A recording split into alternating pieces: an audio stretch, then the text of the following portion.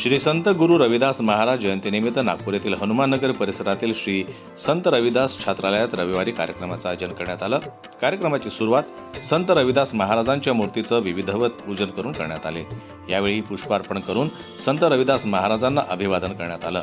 संपूर्ण परिसर भक्तिमय आणि प्रेरणादायी वातावरणाने भारावून गेला।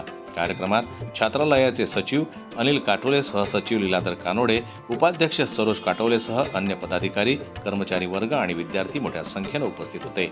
गुरु रविदास महाराजांच्या समता, बंधुता आणि मानवतावादी विचारांचा अंगीकार करण्याचा संदेश उपस्थितांना देण्यात आला। तसेच समाजात सामाजिक समरसता निर्माण करण्यासाठी संत रविदास महाराजांचे विचार आजही मार्गदर्शक असल्याचे मत यावेळी व्यक्त करण्यात आलं। ब्युरो रिपोर्ट, जनमत लाईव्ह न्यूज, नागपूर। मराठी बातम्यांसाठी जनमत लाईव्हला लाईक करा, सबस्क्राईब करा आणि बेल आयकॉनला दाबायला विसरू नका।